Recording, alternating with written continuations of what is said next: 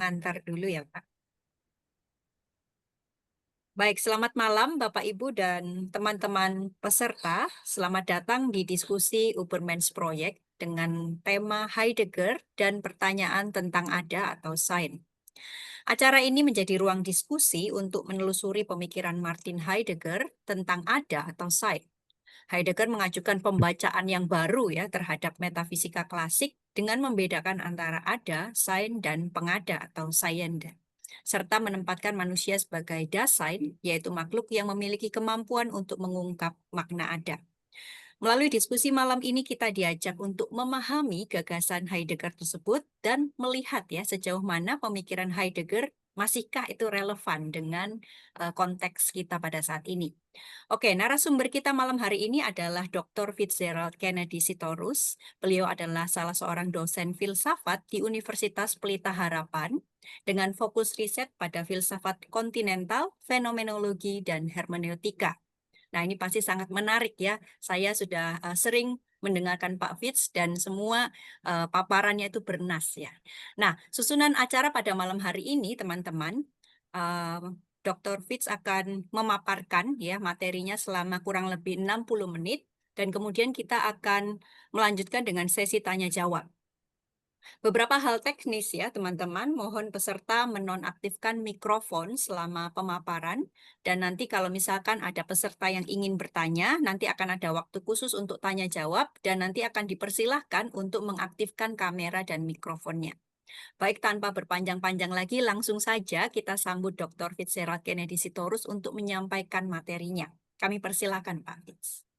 Oke, terima kasih Ibu Jessica eh, atas pengantarnya dan juga atas kesediaannya menjadi moderator dalam diskusi ini. Juga terima kasih juga untuk panitia. Ini apa namanya?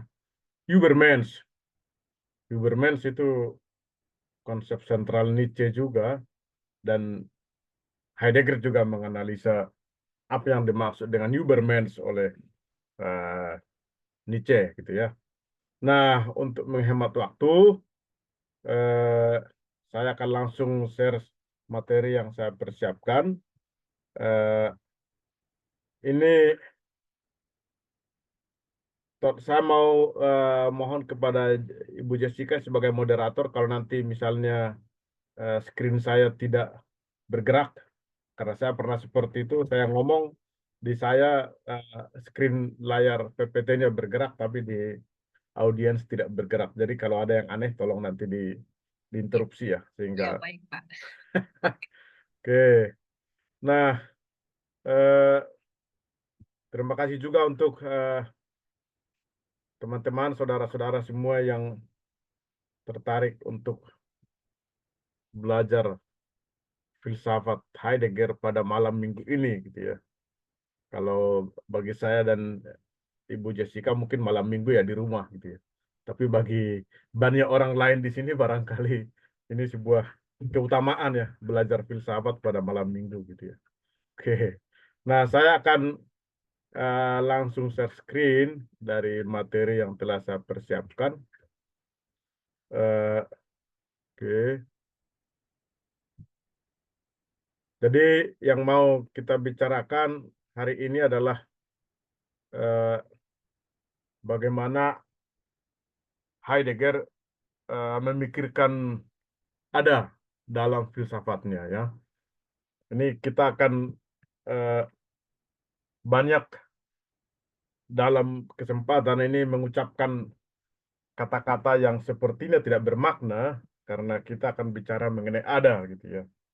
Eh, Mungkin terkesan juga nanti bahwa kata-kata itu atau kalimat-kalimat itu seperti mengada-ada gitu ya. Karena kita membicarakan tema yang sangat abstrak ya. Nah, oke. Ini adalah eh, tema-tema yang akan saya sampaikan ya.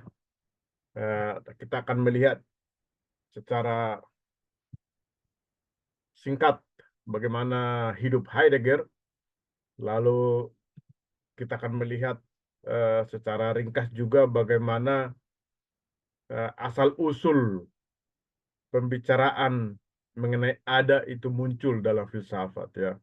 Itu bertolak dari kosmosentrisme filsafat Yunani kuno.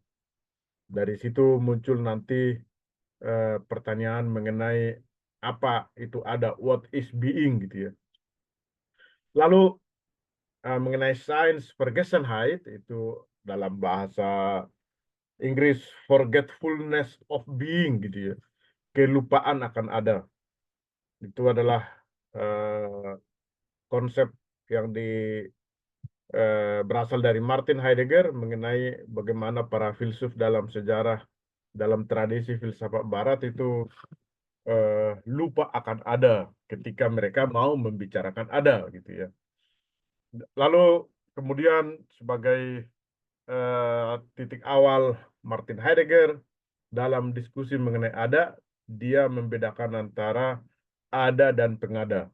Ini kata-kata yang sepertinya mengada-ada, eh, tetapi nanti dalam perjalanan diskusi, saya berharap ini akan bisa menjadi lebih jelas bagi Anda ya. Nah, kemudian metafisika sebagai sejarah ada, lalu ini kita juga harus menyinggung mengenai Nietzsche, nihilisme, karena menurut Martin Heidegger, Nietzsche adalah filsuf metafisis terakhir dalam sejarah filsafat Barat, karena ia masih berpikir seperti Plato. Gitu ya. Lalu, kenapa dia disebut nihilisme nanti akan kita jelaskan. Nah, yang terakhir itu adalah manusia sebagai the shepherd of being, gitu ya. Gembala ada, gitu ya. Bukan gembala sapi, gitu ya. Oke, eh, lalu ini slide berikutnya, ini riwayat hidup ya. Sepintas mengenai Martin Heidegger. Ini gambar di sebelah kanan itu adalah rumah dia lahir. Nah, sejarah hidup Martin Heidegger itu sangat menarik ya. Eh, Kenapa menarik? Karena sangat unik ya. Nanti bagaimana keunikannya bisa dilihat dalam sejarah yang singkat ini ya. Dia lahir 1889 di Freiburg in Breisgau di Jerman, itu dekat eh, di bawah itu, kalau lihat peta itu agak di bawah. Lalu tahun meninggal tahun 1976 itu ya. Nah, tahun 1909 masuk seminari Jesuit gitu ya. Dia tadinya mau studi teologi karena mereka adalah bagaimana seperti bapaknya juga aktif di gereja gitu ya, gereja Katolik. Tapi hanya 2 minggu dia masuk asrama, masuk seminari, lalu keluar karena alasan kesehatan ya. Nah, lalu belajar teologi dan filsafat skolastik di Universitas Freiburg gitu ya. Lalu dia mempelajari karya-karya Husserl yang Anda tahu, fenomenologi. Lalu Franz Brentano, ini juga filsuf yang sangat berpengaruh ya pada Martin Heidegger. Nanti kita akan lihat di mana pengaruhnya. Lalu karya-karya Duns Scotus, itu filsuf abad pertengahan ya, dan Heidegger menulis habilitasi itu disertasi kedua sebagai syarat untuk bisa jadi dosen di universitas di Jerman itu mengenai konsep putusan judgment ya. Lalu tahun 1923 dia menjadi profesor di Marburg gitu ya. Itu kota kecil dekat Frankfurt, kota tua juga ya. Dan di situ muridnya adalah kemudian menjadi filsuf-filsuf terkenal, itu Hans Georg Gadamer, lalu Hannah Arendt, ya, Karl Lewis, Leo Strauss, Hans Jonas, dan lain-lain. 1925 dia mulai berkenalan dengan Hannah Arendt. Waktu itu masih mahasiswa 19 tahun, gadis Yahudi yang sangat cerdas, menguasai banyak bahasa gitu. Lalu mulai ada hubungan uh, romantik di antara mereka dan itu berlangsung seumur hidup gitu ya. Kalau Anda membaca surat-surat uh, Martin Heidegger dan Hannah Arendt itu di sini ada bukunya. Uh, itu kita akan melihat betapa relasi mereka itu bukan hanya relasi erotik, romantik tapi juga intelektual ya. Jadi itu Heidegger itu dengan sangat romantik, sebagaimana orang jatuh cinta gitu ya. Dalam bahasa Jerman itu atau dalam bahasa Indonesia Heidegger itu kepincut gitu ya. Apa ya? Sangat tertarik kepada kecerdasan, kecantikan Hannah Arendt dan eh, lalu oke, ini ada speaker yang bermasalah. Enggak, oke. Jelas mungkin. Jelas, Pak. Oke. Nah, eh,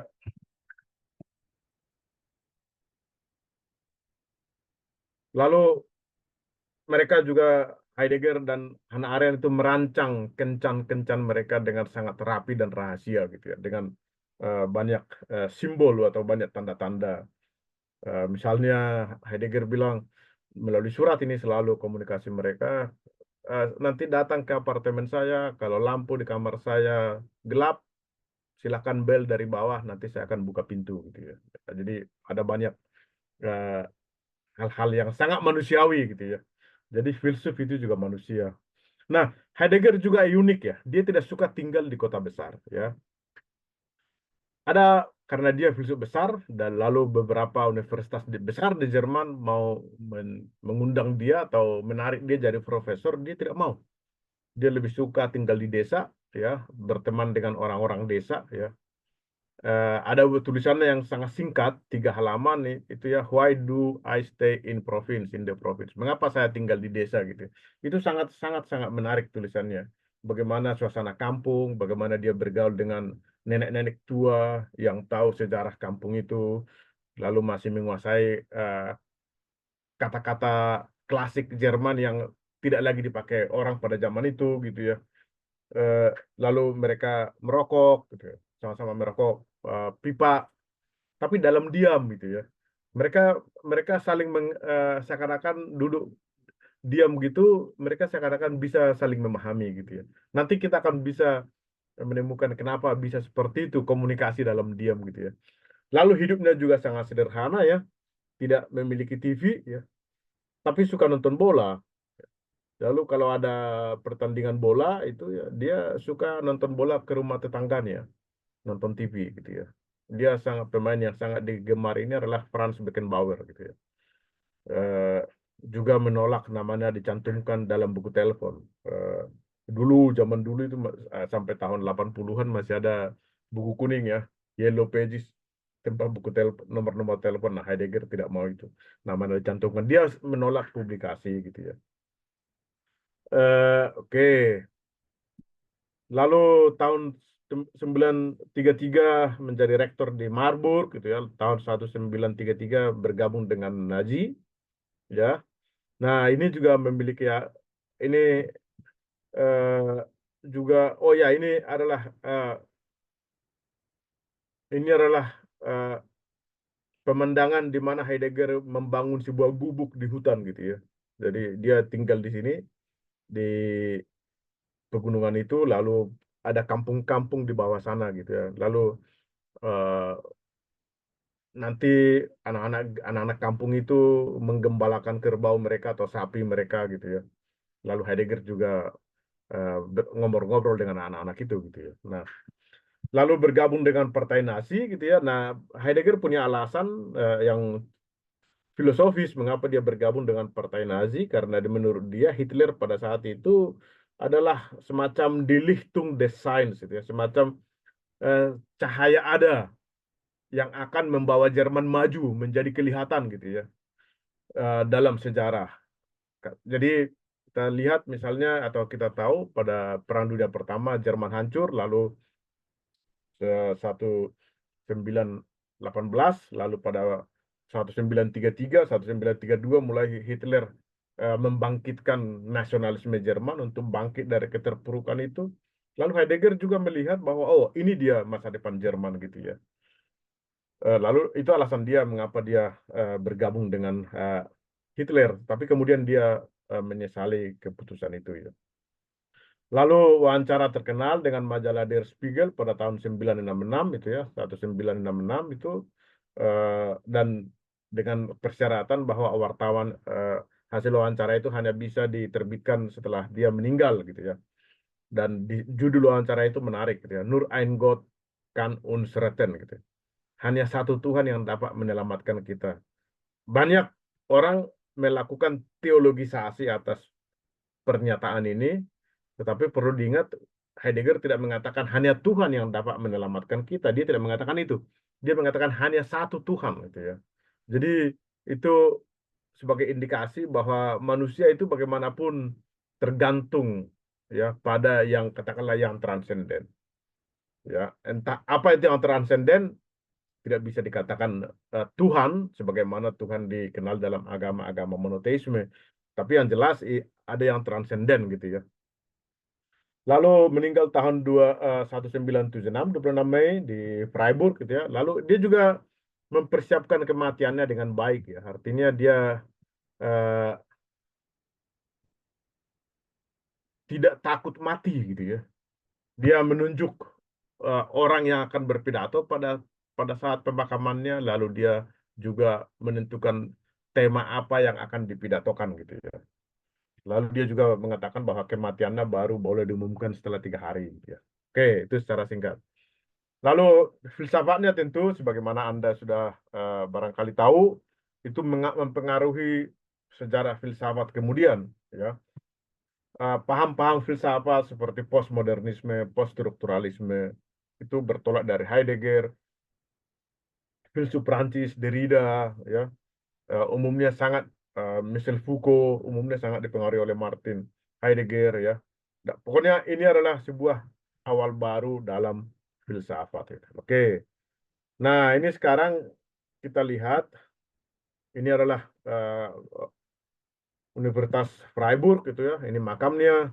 Oh ya, saya dulu dari sewaktu di Frankfurt itu pernah iseng ya men-scan ada buku tebal mengenai Heidegger dalam keseharian ya. Saya pikir ini sangat menarik, seorang filsuf besar dalam kesehariannya di gubuknya. Ini gambar-gambar ini sebenarnya saya sudah posting di Facebook saya, tapi ini saya tampilkan di sini bagi Anda yang belum pernah melihatnya ya. Heidegger dalam keseharian di gubuknya gitu ya. Ini yang di kiri ini adalah ketika dia berjalan dengan ke gubuknya bersama wartawan Der Spiegel yang hendak mewawancarai dia gitu ya. Wartawan itu juga mengaku bahwa ketika berhadapan dengan Heidegger dia mengalami ketakutan juga gitu karena Heidegger itu adalah filsuf besar ya dengan tatapan yang tajam sebagaimana Anda tadi lihat itu. Lalu ini gambar dia ambil air di sumur gitu ya. Eh, di pancuran air di gunung di pegunungan. Nah, inilah filsuf yang hidup sederhana di hutan. Lalu ini juga kalau Anda lihat gambar di bawah kanan ada jalan-jalan itu ya. Ini juga jadi inspirasi dan eh, menjadi judul-judul bukunya gitu ya. Ada eh, path mark gitu ya. Jalan tanda-tanda jalan itu juga ada beberapa judul bukunya yang menggunakan kata jalan dan itu terinspirasi dari gambar seperti di bawah ini. Ini dia dengan istrinya gitu ya. Ini dia di gubuknya, gubuk yang tua gitu ya. Ini dengan wartawan Der Spiegel. Jadi ini sungguh-sungguh keseharian dia ngambil air dari sumur gitu. Oke. Nah, cukup sampai di situ. Sekarang kita akan ke balik mengapa mengapa ada itu jadi masalah gitu ya. Apa masalahnya? Ini tidak lain dari pertanyaan awal filsafat ya. Prasokratik 600 tahun sebelum Masehi ketika filsafat Yunani kuno pada zaman itu berbicara mengenai apa yang disebut dengan kosmosentrisme ya, berpusat pada kosmos. Setelah Sokrates kan berpusat pada manusia, antroposentrisme. Tapi prasokratik itu masih kosmosentrisme, kosmos. Nah, ya, pertanyaan paling sentral dalam kosmosentrisme itu adalah alam semesta ini terbuat dari apa? Ya. Apa elemen atau unsur yang membuat alam semesta ini? Arke, asal usul, ya. The most common element of everything in the universe gitu ya. Apa elemen yang paling universal yang membentuk alam semesta itu? Itu pertanyaan inti mereka. Lalu para filsuf itu memberikan jawaban yang bermacam-macam ya. Ada yang sangat konkret, ada yang sangat abstrak, tapi mereka sudah mulai berargumen itu ya. Ini hanya sekedar memperlihatkan kepada Anda bagaimana mereka menjawab apa elemen yang membentuk alam semesta ini. Arkenya apa? Thales misalnya mengatakan air gitu ya. Segala sesuatu itu mengandung air ya. Dalam tubuh kita ada 80 atau berapa puluh persen air. Dalam benda-benda juga ada air, dalam tumbuhan ada air, di mana-mana ada air. Bahkan di pohon, di batu pun ada air katanya. Tapi mungkin cuma 0,0000001%. Semua ada air. Tapi tentu itu bisa dibuktikan keliru ya. Misalnya eh, di api pasti tidak ada air gitu ya. Di dalam api. Kenapa? Karena kalau ada api, kalau ada air, api mati gitu ya. Jadi itu berarti secara logis tidak mungkin ada air di dalam api. Artinya air bukan yang paling universal. Karena buktinya di dalam api air tidak kompatibel, tidak bisa bersama-sama dengan api gitu. Lalu ada yang mengatakan to aperon ya, sesuatu yang unlimited. Ada yang mengatakan api, Herakleitos misalnya mengatakan api. Ada yang mengatakan air, udara gitu ya. Demokritos mengatakan bahwa alam semesta ini terbuat dari atomos ya, yang tidak terbagi gitu ya. Nah, sampai kemudian muncul Parmenides itu ya, bahwa yang paling universal. Nah, ini perlu kita paham ya, apa maksudnya, logikanya sehingga nangkap ya. Yang paling universal yang terdapat pada segala sesuatu di alam semesta ini adalah ada ya. Itulah yang mempersatukan segala sesuatu itu, being gitu. Jadi eh, rumah ada, laut ada, pikiran ada, eh, batu ada, semua yang paling universal yang terdapat pada segala sesuatu yang ada adalah bahwa mereka ada. Itu yang paling universal. Ya, ada itu sendiri. Jadi yang yang sama ya, yang terdapat pada segala sesuatu yang ada, ya ada itu sendiri karena mereka sama-sama ada gitu ya. Itu yang kemudian eh, menjadi jawaban atas arke dari alam semesta. Dan itu bisa diterima ya. Itu secara logis itu bisa diterima bahwa pada semua yang ada di alam semesta ini ya ya ada itu sendiri gitu. Itu yang mempersatukan mereka. Bukan air, bukan atom, bukan elemen udara, bukan segala sesuatu ya. Jadi ada. Itu yang paling universal, yang terdapat pada segala sesuatu yang ada ya. Ini arti alam semesta, oke kita lewatkan. Nah, kemudian yang menjadi masalah adalah ketika mereka bertanya, lalu ada itu apa gitu ya? What is being gitu ya? Eh, apa yang menjadi asal usul atau arke dari segala sesuatu itu? Ya, di situ kemudian, nah ini yang menjadi titik tolaknya. Ini yang menjadi nanti Heidegger akan mengkritik keseluruhan filsafat yang mencoba memberikan identitas pada ada itu sendiri ketika mereka menjawab ada itu apa gitu ya. Plato mengatakan idea ya, ini secara singkat saja karena segala sesuatu adalah berasal dari idea. Misalnya untuk contoh rumah gitu ya. Kalau ada Plato kan mengatakan bahwa segala sesuatu benda-benda empiris itu adalah berasal dari idea. Idea itu adalah paradigma asal usulnya gitu ya. Ya, benda empiris itu adalah manifestasi dari idea itu ya, atau imitasi dari idea. Misalnya contohnya rumah ya. Pertama-tama yang ada bukan rumah yang kita tempati ya, tetapi idea mengenai rumah ya. Lalu dari idea mengenai rumah itu diturunkan konsep mengenai rumah. Seperti apa rumah, berapa ukurannya, ya, berapa tingginya, berapa kamarnya, pintu, jendela, segala macam. Itu konsep mengenai rumah. Lalu desainer atau arsitek menggambarnya, ya, menggambarnya sedemikian rupa sesuai dengan konsep itu.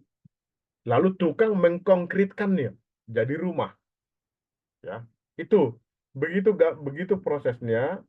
eh, Bagaimana rumah yang konkret, empiris berasal dari idea rumah. Itu Plato, ya. Jadi idea itu menjadi acuan, ya, menjadi paradigma, menjadi menjadi ukuran, ya. Apakah rumah itu baik atau tidak tergantung apakah dia sesuai dengan idea rumah itu yang ideal itu. Idea kan selalu ideal, ya. Jadi idea itu menjadi acuan.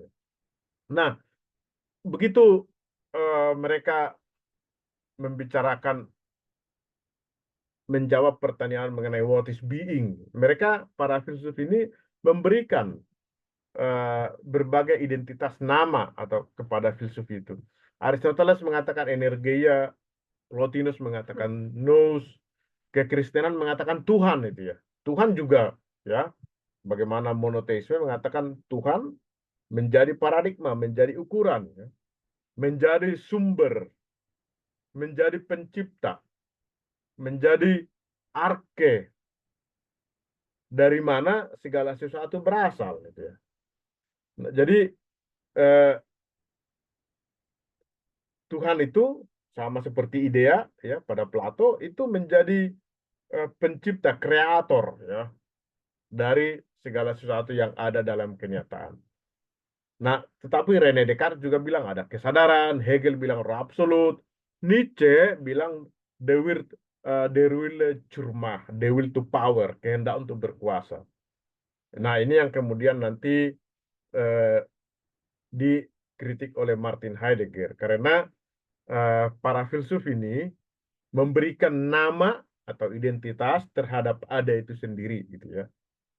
Nah, di mana masalahnya, ya? Nah, sebelum kita menjawab pertanyaan itu, kita lihat dulu bagaimana eh, Martin Heidegger tiba pada pertanyaan mengenai what is being itu. Itu ketika dia membaca buku Franz Brentano, ya, tentang berbagai makna ada menurut Aristoteles. Ini buku yang diberikan oleh seorang pastor kepada Martin Heidegger ketika Heidegger berusia 19 tahun kalau nggak salah, dan buku ini menjadi titik tolak Martin Heidegger, ya. Jadi sebuah buku yang diberikan kepada orang orang tertentu itu ternyata bisa mengubah filsafat, gitu, ya. Nah, buku itu berbicara mengenai bukunya Franz Brentano itu. Dia seorang psikolog, ya, tapi filsuf juga, eh, seorang ahli Aristoteles. Nah, eh, buku itu berbicara tentang berbagai makna ada, ya, dalam atau menurut Aristoteles. Aristoteles dalam buku Metafisikanya mengatakan bahwa ada adalah predikat untuk segala sesuatu. Being qua being, ada sebagai ada, ya. Nah, itu yang disebut dengan metafisika, gitu, ya. Lalu dia mengatakan bahwa ada itu bisa dibicarakan, bisa berarti sebagai relasi, misalnya atau aksi, atau kualitas, atau kuantitas. Jadi ada banyak makna ada, ya. Nah, di sini kita lihat berbagai makna ada ini sekarang karena Aristoteles mengatakan bahwa ada itu adalah yang paling universal, ya. Sebagaimana tadi Parmenides, ya. Lalu ilmu yang mempelajari ada sebagai ada, ya, bukan ada sebagai bukan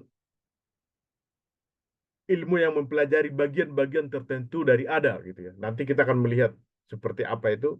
Itu adalah metafisika, ya. Nah, semua ilmu itu hanya mempelajari bagian tertentu dari ada.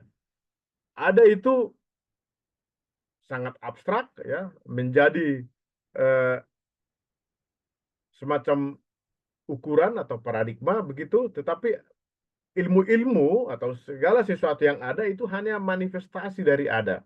Matematika mempelajari bagian tertentu dari ada, yakni angka. Biologi meneliti bagian tertentu dari ada, yakni kehidupan. Politik meneliti bagian tertentu dari ada, yakni kekuasaan gitu ya. Nah, apa maksudnya tadi berbagai makna ada gitu ya?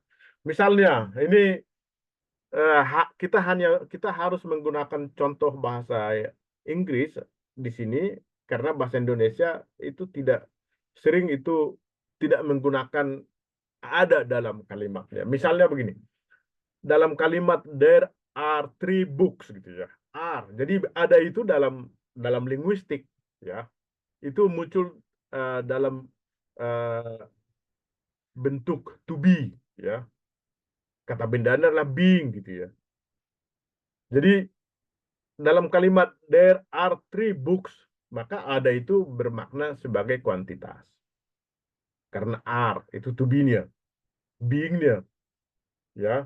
Misalnya dalam kalimat the flower is red, gitu ya. Bunga itu adalah merah. Jadi ada di situ bermakna sebagai kualitas. Bisa juga dikatakan the being of flower is red, gitu ya. Jadi adanya bunga itu adalah merah, gitu ya. Atau Jakarta is Indonesia. Itu berarti menunjukkan lokasi. Ada menunjukkan lokasi ya.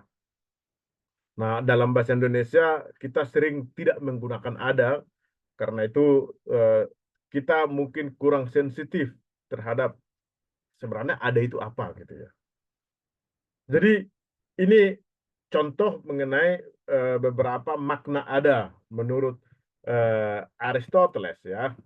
Nah, ini lalu ketika Heidegger membaca buku Franz Brentano, ketika tadi, oh ya 18 tahun ya, muncul pertanyaan. Kalau ada itu memiliki beberapa makna, lalu apa makna fundamental dari ada gitu ya? Kan tadi ada itu bisa muncul sebagai kuantitas, kualitas, relasi, afeksi dan segala macam. Itu kan konteksnya ada gitu ya. Ada muncul sebagai relasi, sebagai kuantitas, sebagai kualitas. Itu adalah berbagai makna ada. Heidegger mengajukan pertanyaan yang sangat sederhana tapi sangat fundamental. Kalau ada memiliki berbagai makna, lalu makna fundamental ada apa? Gitu ya. Tanpa lepas dari makna-makna lain itu menjadi pertanyaan. Sama halnya kalau keadilan itu bisa dipahami dengan berbagai cara, misalnya keadilan distributif, keadilan komunitarian atau macam-macam keadilan, kita juga bisa bertanya, lalu makna fundamental keadilan apa? Ya. Itu kan ada berbagai konteksnya. Tapi lepas dari konteks itu apa maknanya gitu ya. Nah, itu yang menjadi titik tolak pertanyaan Martin Heidegger, ya. Kalau ada memiliki berbagai makna, lalu what is the fundamental meaning of being gitu ya. Lepas dari relasi kuantitas kualitas itu. Itu yang menjadi pertanyaan dia. Dan itu yang menjadi titik tolak keseluruhan filsafatnya. Mulai dari awal sampai akhir. Dia hanya berusaha menjawab itu, ya. Bukunya Sein und Zeit misalnya mengatakan bahwa buku ini berusaha menjawab secara konkret pertanyaan mengenai makna ada. Ya, apa yang dimaksud secara konkret? Ini sayangnya kita tidak bisa masuk, tidak cukup waktu masuk ke dalam Sein und Zeit. Tapi ini buku yang sangat menarik. Di sini dia berbicara mengenai Dasein, ya, Dasein. Nah, ini juga istilah yang sering disalahpahami. Apa itu Dasein? Dasein sebenarnya hanya terminologi untuk manusia dari sudut pandang fenomenologi. Jadi Dasein itu dalam bahasa Jerman itu da di sana, sein itu ada. Jadi ada di sana. Heidegger tidak menggunakan manusia karena manusia itu sudah sebuah konsep. Sudah ada banyak makna yang implisit ada di situ. Human being tidak disebut human being karena itu sudah ada tendensi konseptual tertentu. Fenomenologi mau membicarakan manusia itu dengan lepas dari konseptualisasi. Dan Untuk itu manusia itu hanya bisa dikatakan sebagai Dasein, ada di sana. Itu terminologi fenomenologis untuk apa yang disebut dengan manusia. Ya. Nah, dalam buku itu Heidegger meneliti Dasein, ya. Jadi ini dia menempuh jalan memutar. Sebelum berbicara mengenai ada, ya, kita harus lebih dulu meneliti adanya Dasein yang bertanya mengenai ada itu, ya. Karena bagaimana adanya Dasein yang bertanya mengenai ada itu akan menentukan pemahaman dia mengenai ada, ya. Itu. Jadi ya itu sangat logis. Jadi bagaimana kita memahami sesuatu itu tergantung dari pemahaman kita, kondisi-kondisi antropologis kita. Itu yang mau dibahas oleh Heidegger dalam bukunya yang sangat terkenal itu Being and Time. Itu ya. Dia berbicara mengenai manusia, manusia sebagai Dasein, dan macam-macam itu konsep-konsep di sana. Tujuannya adalah untuk pertama-tama sebelum langsung berbicara mengenai ada, the being, dia harus berbicara dulu mengenai adanya manusia atau Dasein yang bertanya atau yang mau memahami ada itu. Nah, makna fundamental ada itu mau dicari di situ. Nah, ini sekarang kita masuk ya, tanpa masuk kepada Dasein, tanpa masuk kepada being and time, kita tetap fokus pada bagaimana Heidegger membicarakan uh, ada ini gitu ya. Dia mengatakan bahwa para filsuf itu mengalami apa yang disebut lupa akan ada. Mengapa? Itu tadi. Karena sebenarnya ya, sebenarnya eh, para filsuf itu Plato, Aristoteles, Descartes, Immanuel Kant, Hegel, Nietzsche itu mereka mau memahami ada, ya. Tetapi mereka lupa akan ada itu dan ya memberikan identitas tertentu terhadap ada yang bukan ada itu sendiri gitu ya. Tadi kan dikatakan idea, energeia, nous, Tuhan, roh absolut gitu. Itu bukanlah ada itu sendiri. Itu adalah pengada. Nah, ini pengada ini dalam ini juga kata yang tidak lazim ya, pengada ya. Dalam bahasa Jerman juga Heidegger itu menciptakan kata baru Seiende. Itu tidak ada dalam bahasa yang resmi Seiende gitu ya. Nah, pengada pengada itu tidak lain dari ciptaan manusia, konstruksi manusia ya. Jadi buku, mobil, eh, globalisasi, listrik, apa handphone, pulpen itu semua adalah pengada, bukan ada itu sendiri, ya. Tetapi idea, energeia, nous, Tuhan itu adalah pengada karena itu adalah ciptaan manusia. Jadi Tuhan itu adalah pengada juga. Tetapi para filsuf itu mengatakan itulah ada itu sendiri. Nah, itu yang dikritik oleh Heidegger. Itu bukan itu it is not being as being gitu ya. Itu adalah pengada karena itu ciptaan kita gitu ya. Nah, itulah uh, titik persimpangannya, titik fokusnya ya yang menjadi persimpangan mengapa mereka lupa akan ada. Tadinya kata Heidegger, mereka sebenarnya mau memahami being itself, being as being, yang tadi, yang paling universal, ya. Tetapi mereka justru mau memberikan identitas atau nama terhadap being itu. Nah, itu yang kemudian dikatakan oleh Martin Heidegger sebagai lupa akan ada, gitu ya. Nah, lupa akan ada itulah yang disebut dengan metafisika, ya. Metafisika dia bilang eh, adalah filsafat yang mau memahami ada, tapi justru lupa akan ada dan bahkan memberikan nama atau identitas terhadap ada itu yang sebenarnya itu adalah pengada karena itu adalah ciptaan manusia itu sendiri. Ya. Nah, saya berharap Anda bisa memahami ini, eh, logika ini, bagaimana itu eh, bagaimana itu ada, bagaimana itu pengada gitu ya. Karena fokusnya di situ. Fokusnya di situ.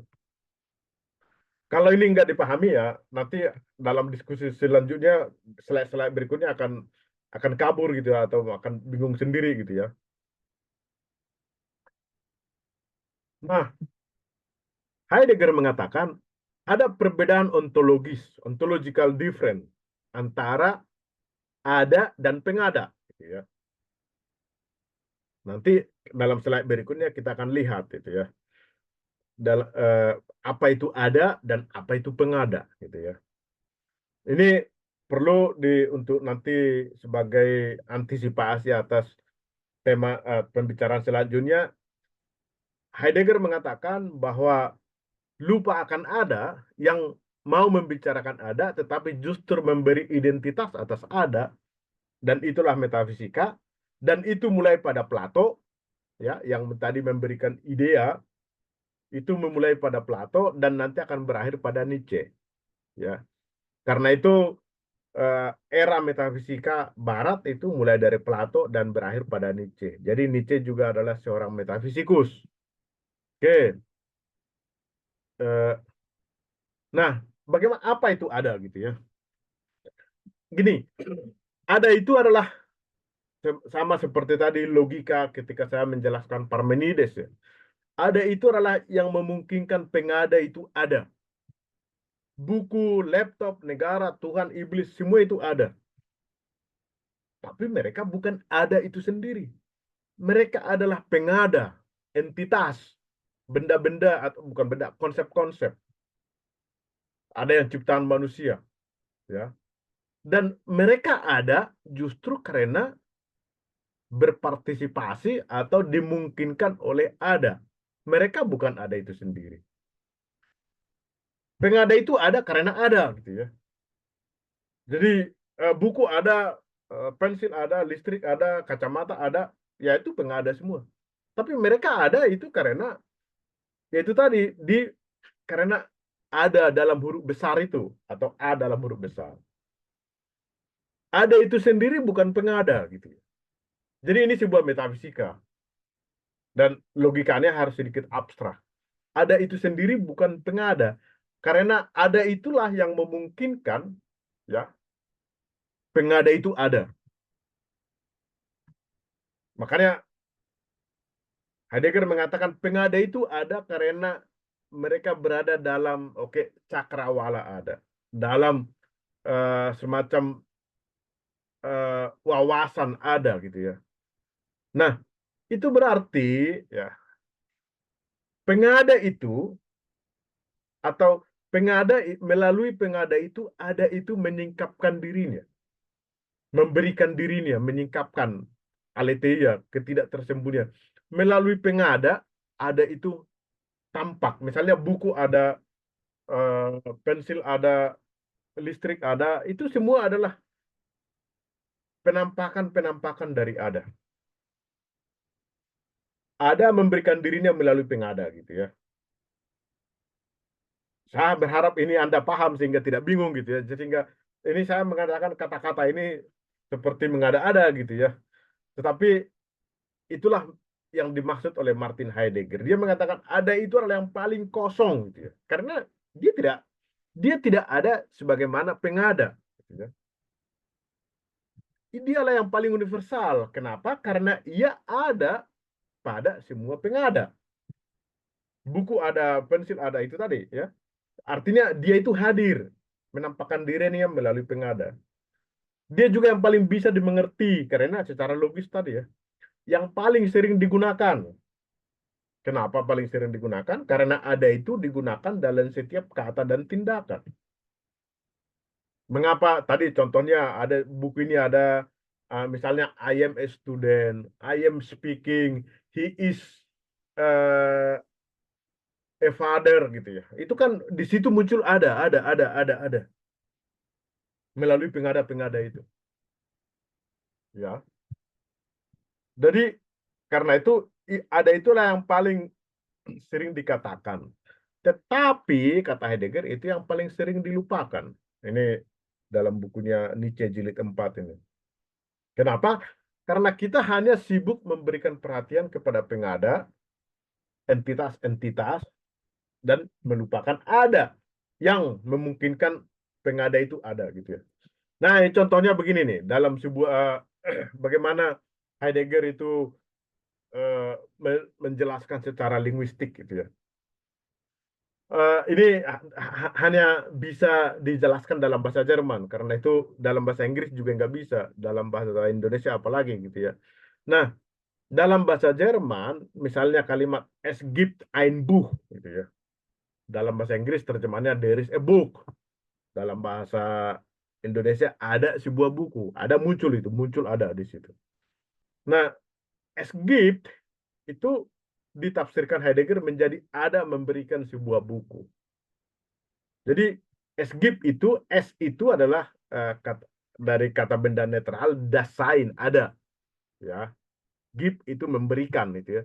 Jadi kalau dalam bahasa Inggris kita mengatakan there's a book, maka dalam bahasa Jerman adalah es gibt ein Buch. Ini frasa es gibt itu secara harafiah itu bisa dikatakan ada memberikan sebuah buku gitu ya. Jadi buku itu adalah pemberian ada. Jadi es gibt ein Haus itu ya, ada memberikan sebuah rumah. Jadi semua adalah manifestasi dari ada, pemberian ada. Pengada itu ada karena ada memberikannya. Itu maksudnya. Jadi karena itu bisa juga dikatakan bahwa melalui pengada ada meningkapkan dirinya. Melalui buku, melalui pengada ini, pengada itu. Itu eh, bagaimana ada itu dijelaskan secara linguistik. Sehingga segala sesuatu adalah manifestasi dari ada atau pemberian dari ada. Gitu ya. Nah, karena itu dengan kalimat-kalimat seperti ini, maka Heidegger bilang bahwa hanya ada dua bahasa yang cocok paling tepat untuk berfilsafat, yakni bahasa Jerman dan bahasa Yunani. Gitu. Tentu ini bisa diperdebatkan, tetapi dia punya alasan untuk mengatakan itu, gitu ya. Oke, lalu nah ini bahasa sebagai rumah ada, gitu ya. Bahasa itu adalah bagaimana kita menyatakan sesuatu, ya. Kalau sesuatu itu tidak ada, tidak atau tidak bisa dibahasakan, diperkatakan, maka dia seakan-akan tidak ada. Ya.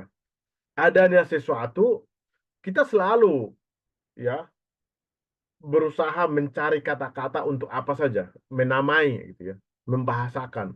Bahkan yang tidak kita ketahui, yang tidak kita kenal, yang tidak kita ya ketahui itu selalu kita bahasakan, misalnya dengan anu, dengan ini gitu ya. Karena apa? Karena adanya sesuatu itu pertama-tama itu dimungkinkan melalui bahasa. Ya. Jadi bahasa itu adalah rumah ada. Language is the house of being gitu ya. Karena dengan bahasa lah sesuatu itu menjadi ada. Kita selalu berusaha membahasakan sesuatu sehingga dia ada dan bisa dipahami, bisa dibicarakan, ya. Nah, oke. Nah, ini karena waktunya eh, berjalan terus,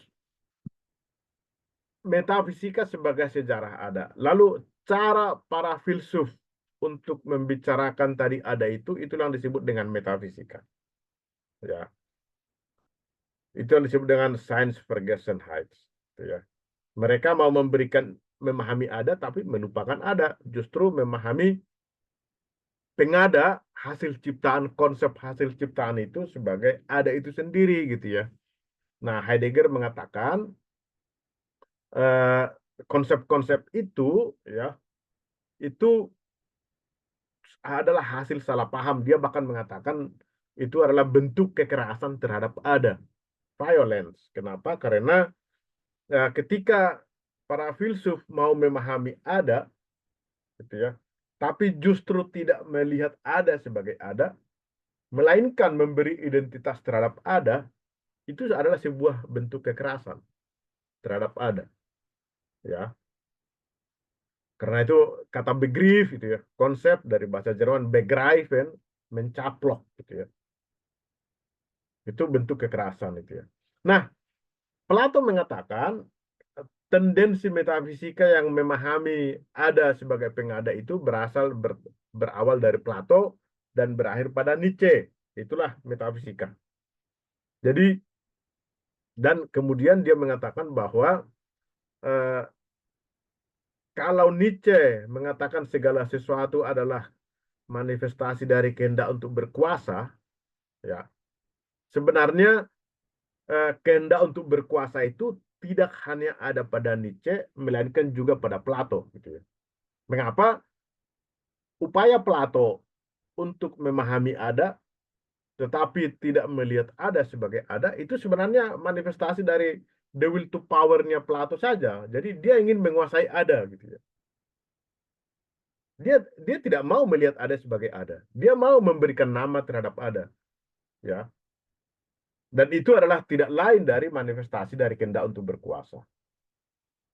Artinya seluruh sejarah filsafat barat, metafisika barat adalah metafisika dari the will to power. Berawal pada Plato dan berakhir pada Nietzsche. Jadi Nietzsche juga seorang metafisikus ya. Jadi Heidegger itu mengatakan titik atau garis sejarah filsafat barat itu metafisika ya dalam konsepsi Heidegger itu bertolak pada Plato, berakhir pada Nietzsche. Tapi sebenarnya dua-duanya sama, logikanya sama. Uh, mereka hanya sebenarnya mau digerakkan, dimotivasi the will to power karena mereka tidak mau melihat ada sebagai ada, tapi melihat ada sebagai pengada. Ya, jadi Plato itu tidak kurang nihilisnya, tidak kurang eh, metafisisnya daripada Nietzsche. Gitu ya. Jadi kalau Nietzsche mengatakan bahwa segala sesuatu adalah manifestasi dari der Wille zur Macht, the will to power, sebenarnya itu tendensi, keinginan, motif seperti itu juga ada pada Plato. Dia ingin mau menguasai ada, tidak melihat ada sebagai ada. Nietzsche mau mengeksplisitkan apa yang secara implisit pada Plato.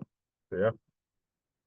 Nah, karena itu menurut Heidegger ya dalam diskusi mengenai ada ya awalnya pada Plato, akhirnya pada Nietzsche. Nietzsche menjadi akhir karena Nietzsche telah mengeksplisitkan motif yang mendasari keseluruhan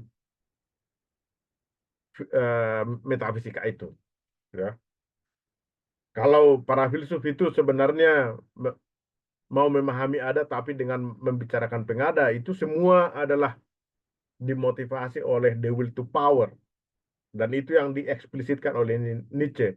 Karena itu pada Nietzsche seluruh motif atau kemungkinan-kemungkinan esensial itu telah exhausted, telah dieksplisitkan. Tidak ada lagi kemungkinan lain. Nietzsche telah menelanjangi gitu ya. Apa yang secara implisit terdapat pada filsuf itu. Ya. Di situ pentingnya Nietzsche pada Martin Heidegger karena Nietzsche adalah metafisikus terakhir dalam sejarah filsafat barat. Setelah Nietzsche tidak mungkin lagi apalagi yang mau dibahasakan mengenai ada. Karena Nietzsche sudah bilang ya itu semua adalah kehendak untuk berkuasa. Hegel mengatakan bahwa ada itu adalah roh absolut, itu juga manifestasi dari kehendak untuk berkuasa. Mereka tidak mau melihat ada sebagai ada. Mereka mau mencaplok ada gitu ya.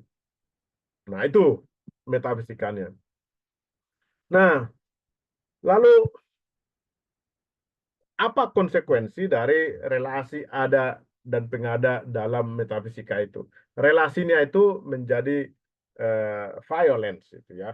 Jadi para filsuf itu menurut kritik Heidegger itu memahami ada ya sebagai sumber, sebagai kreator, sebagaimana pencipta ya. Ada itu dianggap sebagai pencipta, kreator, lalu semua pengada itu sebagai kreatif ya, yang diciptakan. Relasinya kausal. Karena kita orang beragama, kita dengan mudah bisa menganalogikan ini dengan Tuhan. Kita menganggap Tuhan itu pencipta ya, yang ideal, yang menjadi tujuan, acuan, lalu segala sesuatu adalah ciptaan Tuhan. Jadi Heidegger mengatakan kekristenan juga adalah sebentuk metafisika. Nah, relasi antara ada dan pengada itu bersifat subjek objek, ya. Itu yang disebut dengan tekne, karena the art of making or doing something. Jadi ada itu menciptakan pengada, create pengada. Karena itu pola pikir, kerangka berpikir eh, kultur Barat itu sangat teknologis. Semua dipahami dalam kerangka subjek objek. Itulah menjelaskan mengapa teknologi sangat sentral dalam peradaban Barat dan mengapa juga Heidegger itu banyak menulis mengenai teknologi karena dia mengatakan teknologi adalah puncak metafisika sesuai dengan tadi itu ada dianggap sebagai subjek lebih tinggi sebagai acuan yang menghasilkan pengada. Itu adalah tadi cara berpikir Plato, idea sebagai sumber yang menghasilkan. Itu metafisika dan puncaknya adalah teknologi gitu ya. Heidegger itu kemudian mengatakan bahwa ini bisa menjelaskan seluruh kekerasan, ya, seluruh konflik dalam tradisi berpikir Barat, ya, karena relasinya subjek objek, ya. Semua kita merasa subjek objek, ya. Yang lain juga begitu, subjek merasa subjek lalu konfliktual, ya. Karena subjek itu atau ada dipahami sebagai pencipta, maka seluruh pengada itu dianggap sebagai milik, ya. Pengada atau yang lain tidak lagi dilihat dalam keberlainannya, tidak lagi yang lain tidak lagi dilihat sebagai yang lain, melainkan yang lain itu dilihat selalu dalam relasinya dengan subjek, dengan ada, ya, dengan subjek itu lebih tinggi, lebih superior, ya, memiliki. Yang lain juga begitu, merasa dirinya sebagai subjek, makanya konfliktual. Jadi dalam metafisika Plato, idea itu telah terkandung sebenarnya kekerasan. Dan itu yang kemudian mau dihindari oleh Heidegger dalam filsafatnya ketika dia mau dengan metode fenomenologi, ini kita nggak bisa masuk ke sini karena ini akan terlalu jauh menyimpang. Fenomenologi bagaimana dia mau membicarakan ada sebagai ada, bukan lagi membicarakan ada dengan memberi identitas pada ada, ya. Jadi itu yang disebut tadi dengan nihilisme, ya. Ini tidak perlu masuk ke sini karena waktunya tinggal sedikit. Jadi nihilisme itu sebenarnya adalah sejarah ada itu sendiri, ya. Jadi nihilisme dimulai dari Plato, ya, atau metafisika tadi itu, ya. Dan itu nanti berakhir pada Nietzsche. Mengapa nihilisme? Karena eh, ada itu dijadikan yang ideal, acuan, telos, tujuan, dan manusia selalu berusaha menjadikan itu, mencapai itu, tetapi tidak pernah bisa tercapai. Yang ideal itu tidak mungkin tercapai, dan itu yang kemudian melahirkan nihilisme, ya, sebagaimana di slide di sini berawal dari pesimisme lalu menjadi nihilisme. Ini juga bisa menjelaskan bagaimana peradaban Barat pada zaman itu eh, yang manusia adalah animal rasionale, yang ideal, tetapi toh hidup tidak rasional, ya. Manusia religius tapi juga tidak religius gitu ya. Jadi selalu ada jurang antara dalam bahasa yang lebih umum antara Dasolen dan Dasein. Dasein itu selalu mau menjadi Dasolen gitu ya, mencapai itu, tetapi itu tidak bisa dicapai, ya. Nah, itu yang kemudian dieksplisitkan oleh Nietzsche dengan frasa Tuhan telah mati, God is dead gitu. Artinya eh, Tuhan di sini berarti nilai-nilai tertinggi, ya, yang ideal, yang norma atau prinsip atau aturan gitu ya. Itu jadi Nietzsche seakan-akan menelanjangi, mengungkapkan secara terus terang bagaimana nasib atau tradisi sejarah filsafat Barat itu bahwa kita tidak mungkin mencapai itu, yang ideal-ideal itu. Karena itu Nietzsche membenci metafisika gitu ya. Karena semua yang ideal, rasional segala macam itu tidak bisa dicapai. Jadi eh, yang dimaksud oleh Nietzsche dengan Tuhan telah mati itu adalah nihilisme, artinya proses nihilisme itu telah mulai dari Plato, idea. Oh, kita selalu ingin ideal, mencapai ideal, tapi itu nggak mungkin. Ya. Rasional, tapi itu nggak mungkin. Karena itu tadi relasinya antara ada dan pengada itu bersifat eh, subjek objek ya. Nah, jadi oke ini eh, bisa dibaca sendiri, artinya di sini mau mengatakan bahwa Nietzsche yang mengatakan bahwa segala sesuatu adalah manifestasi dari kehendak untuk berkuasa sebenarnya bukanlah sebuah anomali dalam metafisika barat. Justru Nietzsche mau adalah metafisikus terakhir. Jadi proses sejarah filsafat metafisika barat itu sebenarnya seakan-akan berjalan menuju Nietzsche. Karena Nietzsche tadi sebagaimana telah saya jelaskan mengeksplisitkan apa yang implisit pada semua filsuf itu. Oke, nah Heidegger lalu bagaimana dengan Heidegger? Heidegger tentu bukan lagi seorang metafisikus karena dia tidak lupakan ada. Dia mau memahami ada sebagai ada. Dia mengkritik. Dia mengatakan eh, ada itu semacam eh, gelanggang cahaya ya yang memungkinkan pengada itu ada sebagai pengada ya. Memberi makna terhadap sebuah pengada, mengiluminasi. Itu yang mau disampaikan oleh Heidegger dalam bukunya, ya. Berdasarkan ada perbedaan ontologis antara ada dan pengada. Nah, dia mengatakan manusia itu kita itu bukan pemilik ada, jadi kita nggak boleh memberikan identitas kepada ada karena itu adalah violence, kekerasan itu ya. Bahkan manusia itu adalah manusia ada juga karena ada itu sendiri gitu ya. Karena manusia juga pengada. Tapi manusia bisa mempertanyakan ada.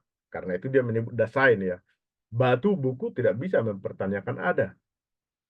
Ya. Jadi dia mengatakan kita tidak boleh melakukan kekerasan terhadap ada gitu ya. Itu adalah metafisika. Science-Vergesenheit itu ya. Karena ada itu bukan milik kita gitu ya. Dia mengatakan kita hanyalah gembala ada gitu ya, bukan gembala sapi gitu ya. The server of being gitu ya. Jadi kita bisa dia mengatakan itu dengan let it be atau let being be ya. Kita hanya bisa agar dengan menggembalakan ada kita peduli terhadap para pengada yang ada di sekitar kita, peduli terhadap lingkungan, peduli terhadap ini, peduli terhadap ini, itu cara kita menggembalakan ada. Karena pengada-pengada itu adalah manifestasi ada itu sendiri. Jadi kalau kita peduli, care terhadap para pengada, itu kan sebenarnya cara kita mempedulikan ada yang memanifestasikan dirinya melalui pengada. Ini tentu bisa menjadi filsafat bagaimana orang dalam dipraktekkan dalam ekologi ya, dalam bahwa kita harus merawat lingkungan, bisa dipraktekkan juga dalam relasi dengan sesama, bahwa kita harus care terhadap sesama karena yang lain itu juga adalah hasil dari manifestasi dari ada itu sendiri gitu ya. Oke. Nah, pada akhirnya ini tentu dengan sangat ringkas bahwa Heidegger mengalami perkembangan pemikiran ya, ada dikere, pembalikan, macam-macam ya. Lalu pada akhirnya dia mengatakan bahwa dia menjadi jatuh kepada semacam mistisisme. Heidegger menyadari bahwa bahasa itu terbatas. Ya, memang tidak ada jalan lain kecuali menggunakan bahasa dalam membicarakan ada, karena tadi bahasa adalah rumah ada. Tapi ada yang kita bahasakan itu bukanlah ada itu sendiri. Itu telah menjadi pengada, karena itulah ciptaan kita. Begitu ada kita rangkum dalam kata-kata, ia telah menjadi pengada. Sama dengan Tuhan ya. Tuhan yang kita bicarakan bukanlah Tuhan itu sendiri. Begitu Tuhan kita bicarakan, Tuhan tidak boleh dipahami hanya sebatas konsep yang kita gunakan. Tuhan jauh lebih dari situ gitu. Ini pengaruhnya juga terhadap teologi postmodern itu ya. Teologi postmodern dalam diskursus mengenai Tuhan. Apakah Tuhan itu memang kita bisa konseptualisasi itu begriffen tadi, kita caplok dalam sebuah konsep lalu mengatakan ini Tuhan gitu? Enggak, tentu tidak. Nah, Heidegger merefleksikan itu, memahami bahwa kita tidak mungkin membicarakan ada ya, tapi memang kita tidak ada jalan lain kecuali melalui bahasa gitu ya. Karena itu dalam perkembangannya kemudian Heidegger kalau dia menulis ada sign, maka sign itu dicoret gitu ya. Jadi ada disilang gitu kata dia itu di garis. Karena kalau dia membicarakan ada, itu bukan lagi ada itu sendiri. Itu adalah ada yang telah muncul sebagai pengada. Kemudian pada akhirnya ada yang mengatakan ada itu ungedacht, ungesagt, tidak terpikirkan dan tidak terkatakan.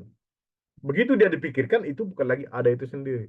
Begitu dia dikatakan, itu tidak lagi ada itu sendiri. Maka di hadapan ada, kita hanya bisa diam. Ya. Mistisisme jadi semacam meditasi, gitu ya.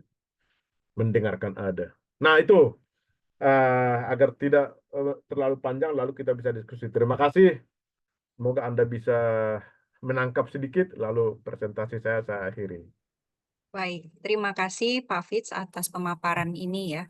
Mungkin sebelum kita masuk ke dalam Q&A, saya mungkin sedikit penasaran juga ya, terutama pada slide terakhir di mana Pak Fitz mengatakan sepertinya Heidegger ini terpengaruh juga dengan mistisisme gitu. Karena memang yang saya tangkap tadi dari penjelasan Pak Fitz, bahasa-bahasa yang atau konsep yang digunakan seperti pewahyuan, penyingkapan, kelepasan diri ya, kalau ada kan yang Gelassenheit itu ya Pak.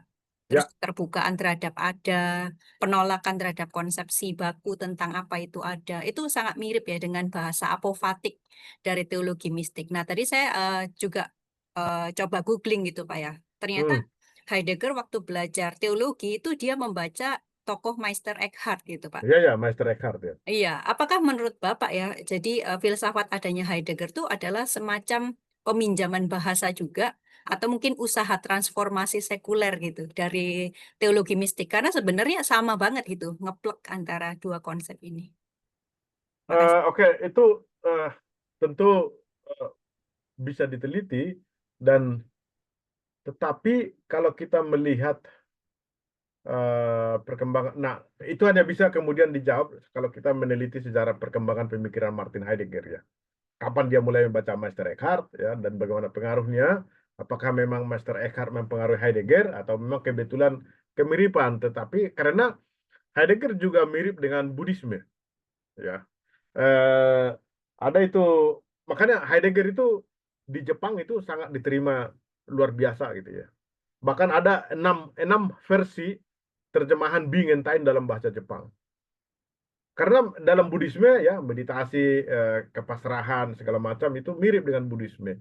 Nah, apakah jadi eh, TD Suzuki ahlinya itu dari Jepang. Nah, tetapi saya pikir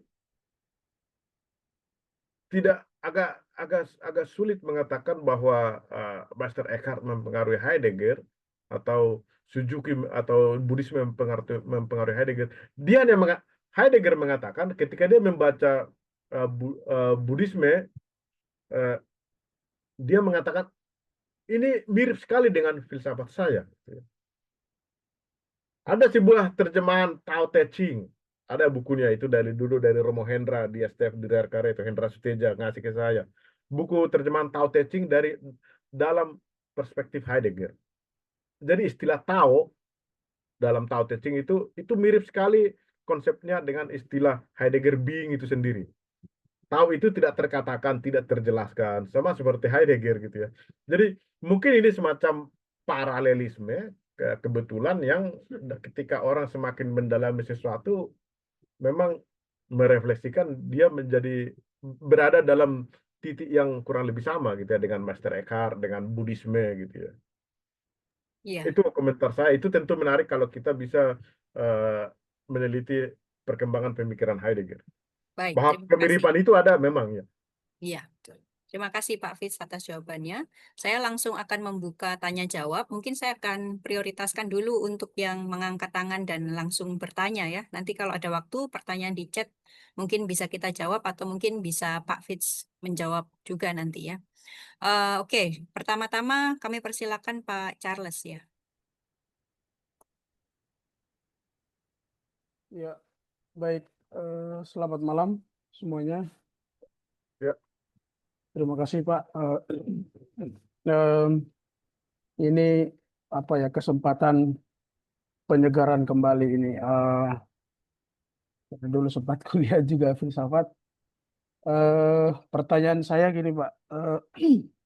Tadi kan kita sudah Bapak menjelaskan tentang ada ya. Ada itu jadi ada itu tidak bisa terkatakan. Jadi kalau di slide terakhir dan juga dikutip oleh Jessica tadi bahwa di hadapan ada kita hanya bisa diam. Jadi semacam ada mistisisme di situ. Eh, ini pernyataan dari saya seperti ini, Pak. Saya ada dua ya. Jadi yang pertama itu pernyataan dari saya seperti ini. Di dalam mistisisme ada sebuah terminologi itu yang disebut dengan trans. Trans. Eh, apakah bisa eh, apakah bisa ketika manusia di dalam kondisi itu, dalam kondisi trans, di dalam mistisisme itu, kita bisa memahami tentang ada itu sendiri. Itu yang pertama, Pak. Yang kedua, ini hanya sekedar meminta komentar dari Pak Sitorus mengenai di dalam teologi agama-agama monoteis itu eh, ada penyebutan. Kalau kita dalam tanda kutip ya, kalau kita membawa atau menyebutkan ada itu sebagai Tuhan, maka di dalam agama-agama monoteis kita menyebutkan misalnya Tuhan itu Maha Rahim, Tuhan itu Maha bla bla dan seterusnya. Ada berbagai macam penyebutan.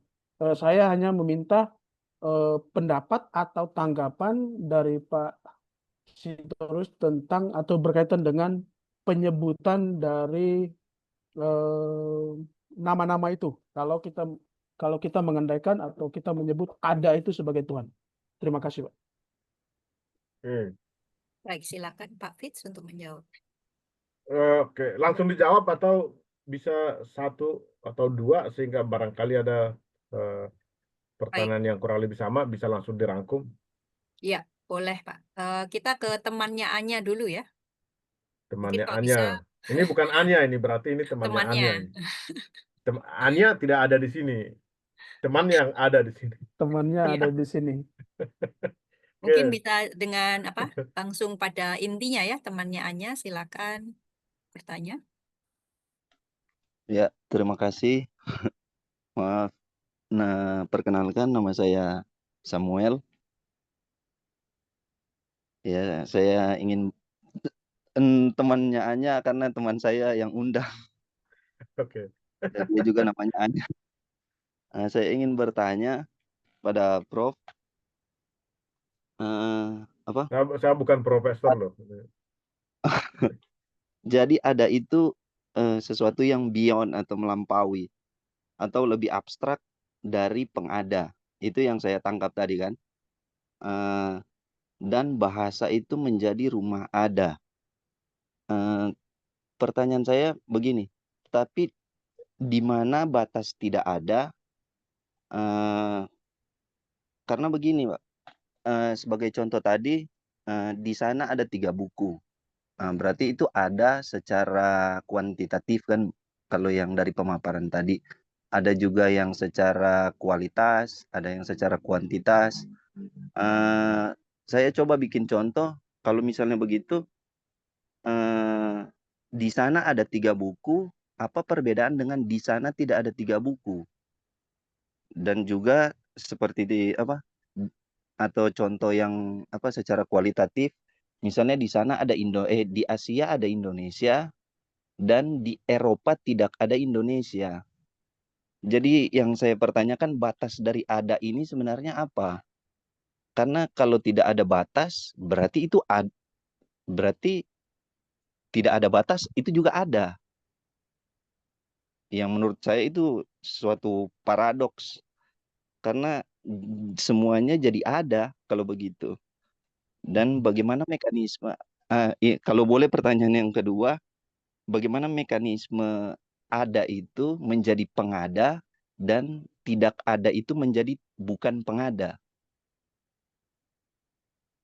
Ya, kira-kira hanya begitu. Terima kasih. Ya, terima kasih, menarik pertanyaannya. Next kita ke Bang Kiki ya. Silakan Bang Kiki. Oh, sebentar Bang.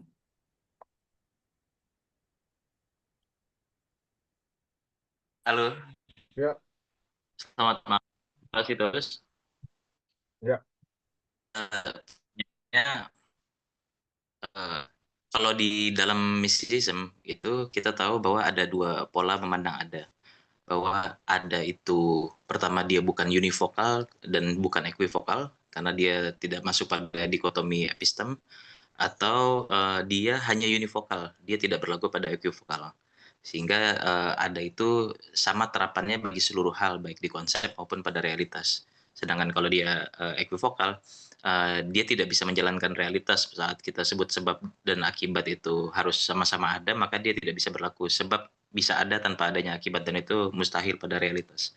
Nah, Heidegger ini masuk dalam pembagian mysticism yang menganggap hanya univokal sebagai ada, atau ada di luar univokal dan equivokal. Kira-kira itu pertanyaannya, Pak Sitorus. Mhm. Baik, mungkin apa bisa dijawab dulu ya Pak Sitorus? Atau mau satu Oke, lagi? saya bisa atau mau satu lagi, silakan. Ya, boleh. Yang terakhir ini Kak Apri ya. Silakan Kak Apri.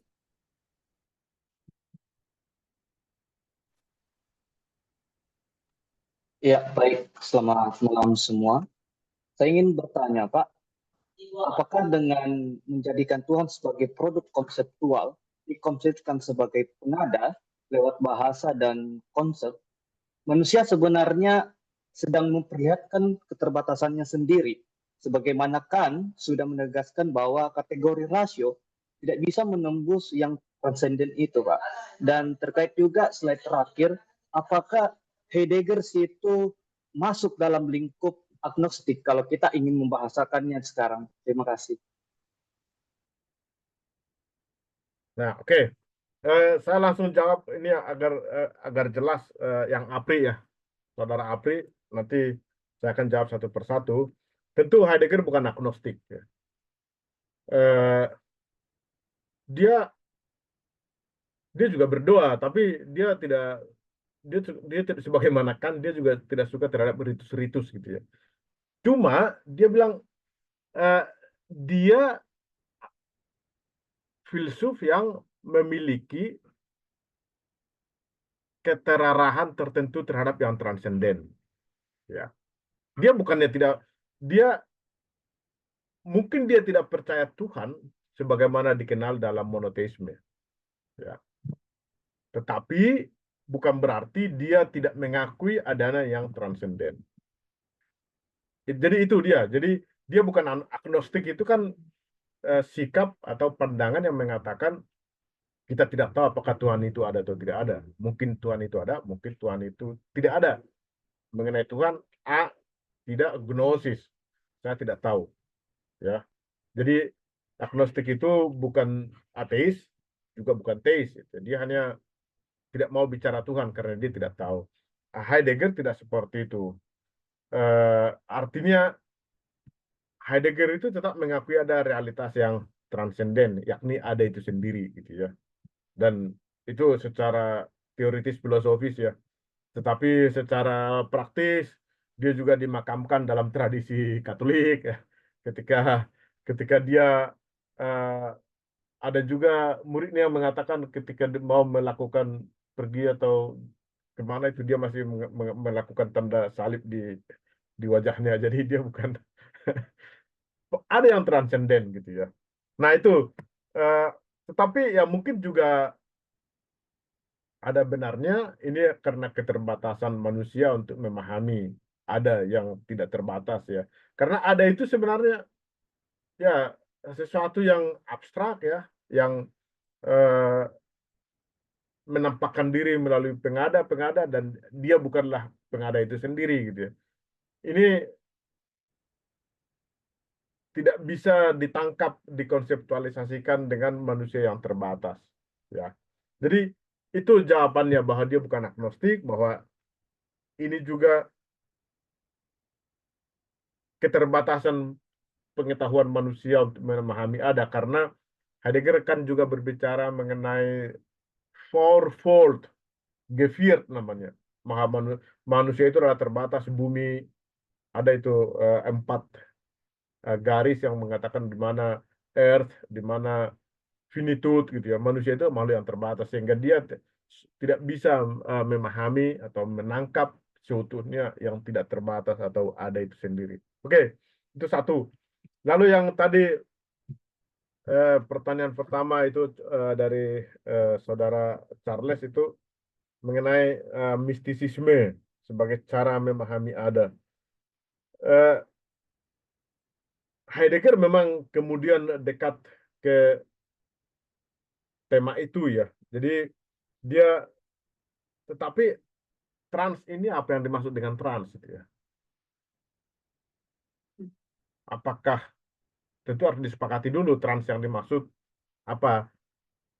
Heidegger mengatakan bahwa dia pernah menulis begini, dalam keheningan orang berada dalam kedekatan yang sangat esensial dengan ada gitu ya. Dalam keheningan itu seakan-akan berada dalam kedekatan yang sangat esensial dengan ada dalam keheningan.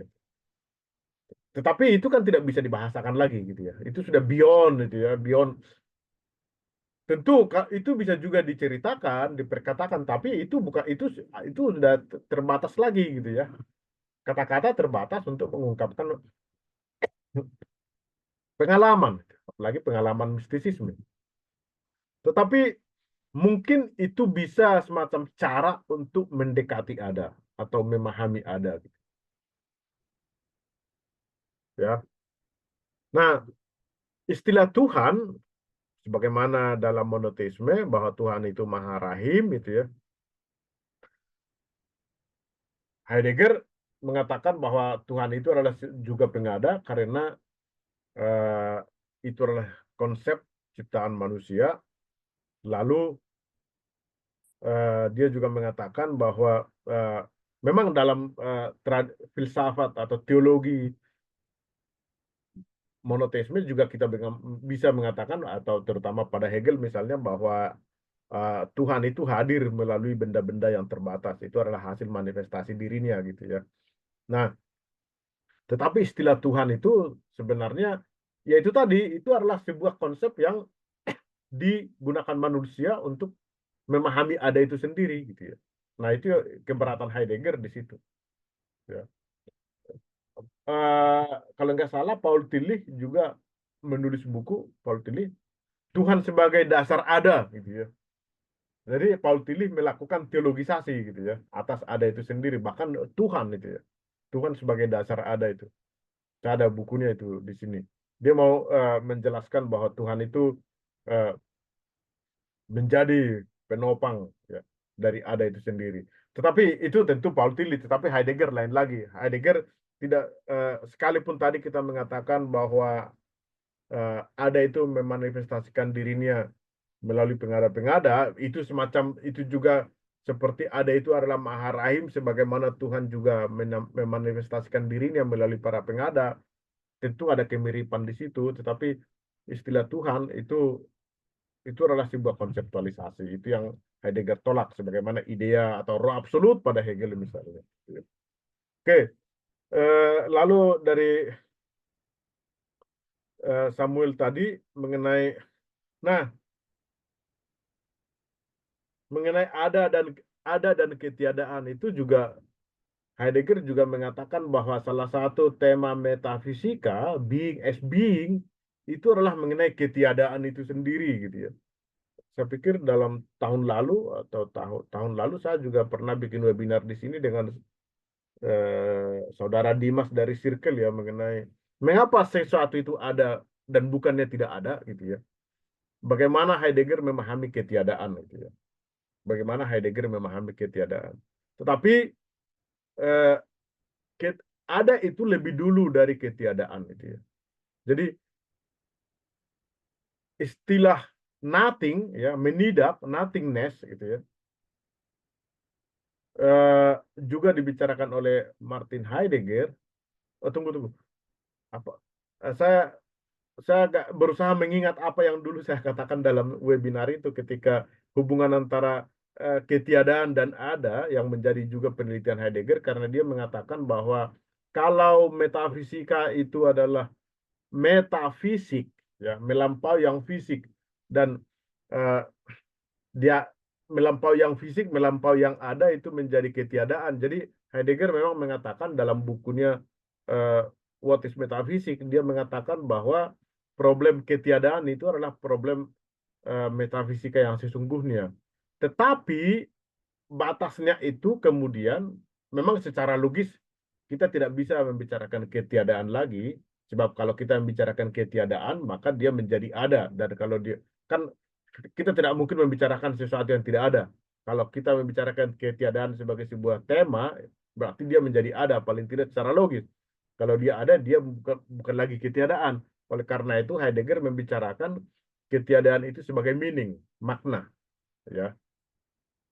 Lalu itu dia berbicara di situ mengenai rasa bosan ya, ketika seluruh pengada itu meaningless.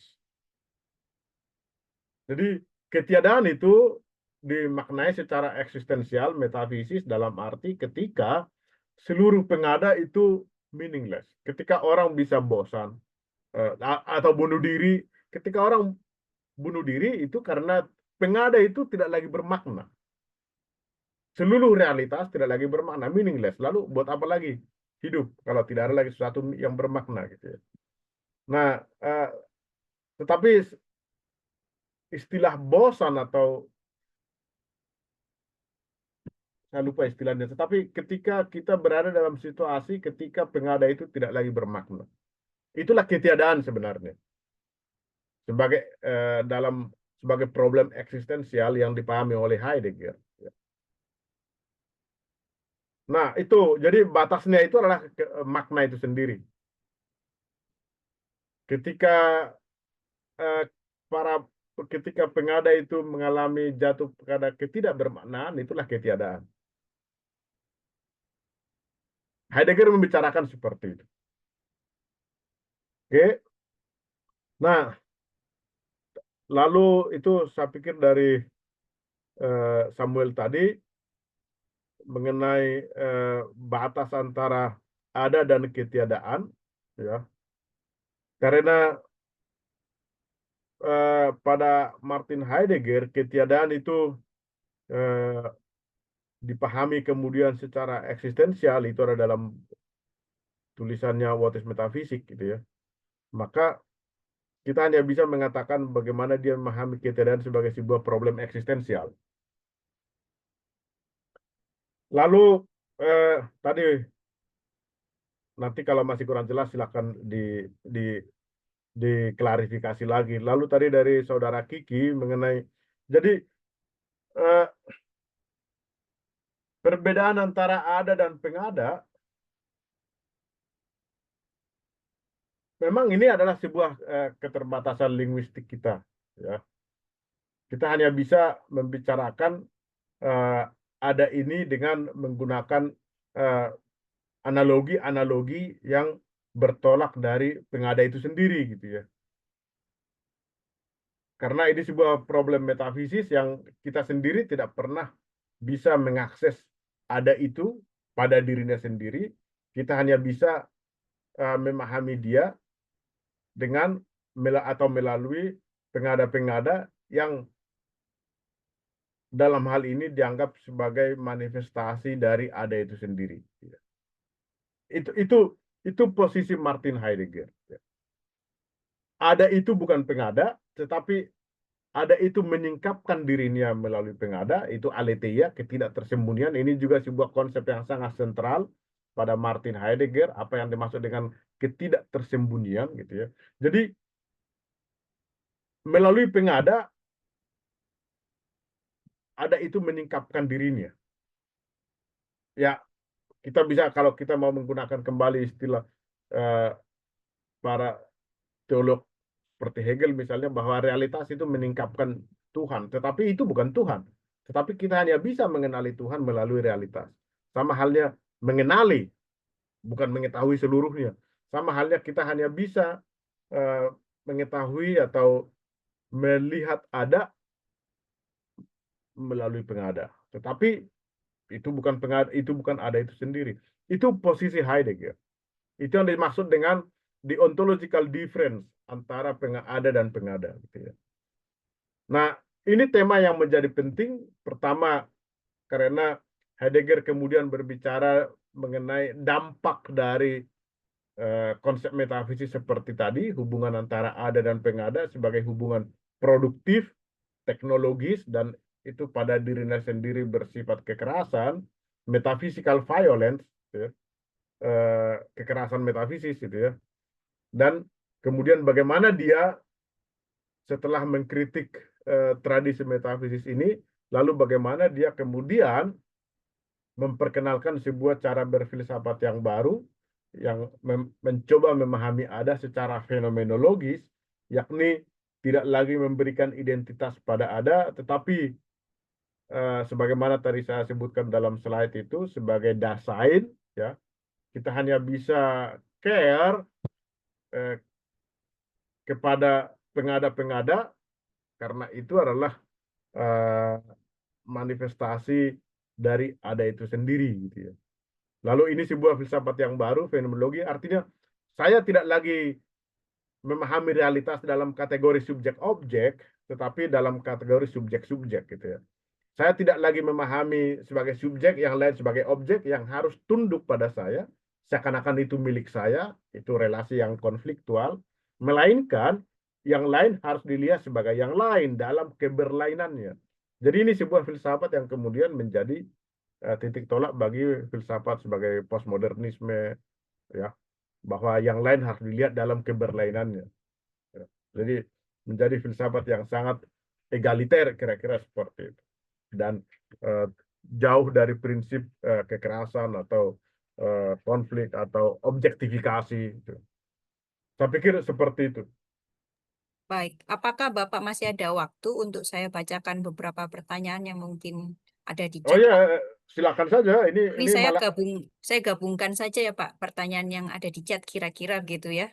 ini malam minggu sampai jam 11 juga bisa. Baik. Ngomongin ada.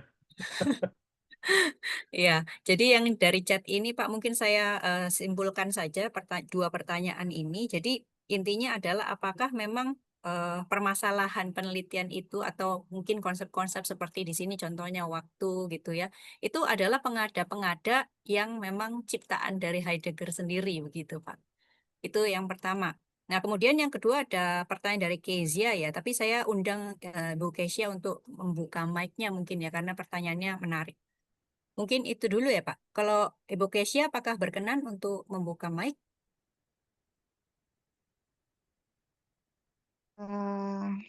Iya, Ya, selamat malam Pak Fitz dan Bu Jessica. Ini Terima kasih untuk kesempatannya. suaranya kayaknya orangnya saya tahu ini. Iya, yang mana dulu nih? Apakah yakin nih? Ini pengetahuannya terbatas Dia nih. Oke. dia ada dia. Iya, ya, saya bacakan aja lah ya pertanyaan Oke. saya. Iya, terima kasih Pak Fitz. Ya, jadi pertanyaan saya pertama, apakah mungkin ya ada itu kan punya perbedaan secara ontologis dengan pengada ya, dan ada ini suatu hal yang beyond, melampaui, dia mau yang kemudian termanifestasi atau memanifestasikan dirinya pada pengada ini. Nah, kalau apa namanya, ya tadi kan juga dilihat apa namanya, Pak Fit juga jelasin kalau pengada ini yaitu ada manifestasi. Nah, karena itu karena ada itu mengadakan pengada ya, ada katakanlah jejak ada pada pengada, karena kita bisa mendekati ada itu dari pengada kan. Nah, apakah jejak itu pada manusia secara umum gitu? Maksudnya apa unsur atau karakteristik, intinya jejak itulah yang membuat kita bisa mendekati si pengada ini. Nah, itu pertanyaan saya. Lalu kalau misalnya pengada ini kita dekati lewat pengalaman mistik, tadi memang Pak Fitz juga jelasin kalau kita tidak mungkin ya ada itu tidak terkatakan, tidak terpikirkan, ya kita nggak bisa lah ya kalau saya nggak salah, intinya kita nggak bisa memahami ada ini gitu. Tapi kalau misalnya ini secara imajiner gitu, ada yang kita dekati dengan pengalaman mistik pengada ini, kalau semua pengalaman mistik pengada ini dikumpulkan gitu, apakah mungkin pada akhirnya kita bisa memiliki pengetahuan yang utuh tentang ada itu gitu. Lalu ya agak banyak, mohon maaf. Apakah mungkin juga ya berkaitan dengan ada pengada yang mempunyai kesadaran itu? Apakah ada itu punya kesadaran juga, Pak Fitz? Karena kan ya ada itu lebih besar dari pengada. Karena kalau misalnya pengadanya sendiri secara sains itu kan hierarki evolusionistik ya. Itu kan level atau tingkat tertinggi itu ada pada manusia kan yang punya kesadaran, punya intelijensi. Nah, berarti apakah secara logika bisa kita katakan ada ini pasti punya kesadaran, punya intelijensia juga, walaupun kita tidak bisa walaupun secara Heidegger bilang kita nggak bisa menamakan dia itu, dia nggak setuju ya kita menamakan dia dengan konsep-konsep itu. Nah itu, terima kasih. Saya jawab ya. Nah, ini tadi yang pertama itu jadi yang dibacakan oleh Jessica tadi ya, semua entitas yang baik empiris maupun konseptual ya, atau yang diciptakan manusia itu dinamai Heidegger dengan pengada, termasuk waktu segala macam itu. Itu pengada. Tapi kembali tadi seperti apa jawaban Parmenides itu, bahwa ya pengada itu ada karena ya karena ada itu sendiri gitu ya. Jadi itu sebenarnya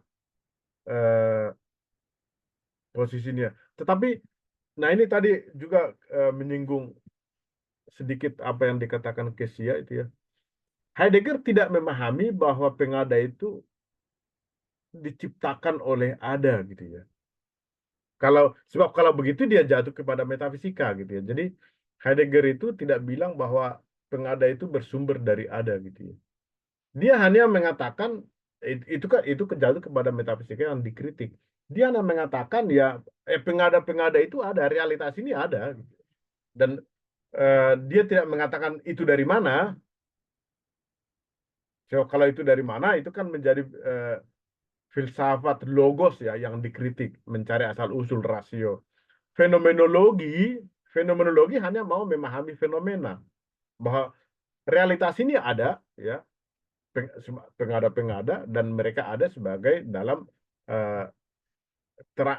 terang in der Lichtung des Seins, dalam terang ada gitu. Jadi tidak menyebutkan bahwa pengada itu diciptakan oleh ada. Itu jatuh kepada metafisika, Plato, kekristenan, Nietzsche dan segala macam itu ya. Nah, apakah kita mungkin memiliki pengetahuan yang utuh mengenai ada? Nah, masalahnya dengan kalimat itu kita telah menjadikan ada sebagai objek gitu ya. Itu tentu tidak mungkin lagi karena ada tidak mungkin. Nah, ada tidak mungkin jadi objek gitu ya.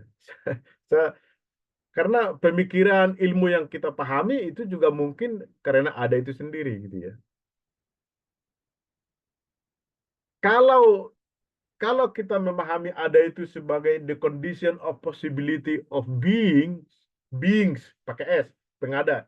Itu biasanya dalam teks bahasa Inggris gitu ya. Jadi dibedakan antara being huruf besar B dan beings huruf kecil B dan tambah S, beings, pengada-pengada gitu. Kalau kita menganggap being itu sebagai condition of possibility of beings, maka kita tidak mungkin memahami being itu ya, karena dia menjadi di sini, kalau bisa dipakai istilah Kant, menjadi sebuah yang transendental. Syarat-syarat kemungkinan dari pengetahuan, syarat-syarat kemungkinan pengetahuan tidak mungkin dijadikan objek pengetahuan gitu ya. Jadi kita tidak mungkin, sama dengan tadi pertanyaan mistisisme yang Pak Charles itu. Kita tidak mungkin memiliki pemahaman yang utuh mengenai ada, karena pengetahuan kita pun itu ada juga karena ada itu sendiri gitu ya. Pengetahuan sebagai pengada gitu ya.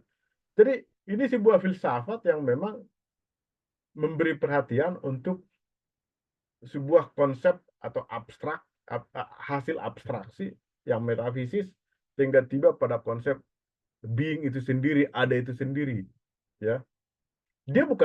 Dia unlimited, dia bukan sesuatu ya, tetapi sesuatu yang lain itu menjadi ada sebagai sesuatu karena berada dalam katakanlah cakrawala dia, atau ada karena dia gitu ya. Itu tadi dia menjadi condition of possibility of beings gitu ya, sehingga beings itu, pengada itu muncul sebagai pengada. Kalau metafisika sebelumnya menjelaskan pengada itu hasil ciptaan ada, ya, dan itu yang violence, kekerasan, teknologis, ya, yang dikritik oleh fenomenologi, maka Heidegger itu yang ditolak, ya. Jadi ini agar kita bisa melihat mengapa ini dibicarakan dan apa pentingnya ini, gitu ya. Jadi Heidegger mengintrodusir sebuah filsafat yang baru bahwa ya sebagai fenomenologi ya pengada itu ya ada di situ. Bagaimana memahaminya? Karena itu tugas kita adalah bersikap care, peduli kepada pengada gitu ya. Karena dengan itulah kita ada itu bukan milik kita, bukan konstruksi kita. Ya, kita hanya bisa menggembalakan the shepherd of being. Nah, di situ dia menjadi kelihatan apa gunanya filsafat ini. Apa relevansi filsafat ini gitu ya. Dia mengajarkan kita untuk peduli terhadap pengada-pengada, realitas, lingkungan, segala macam.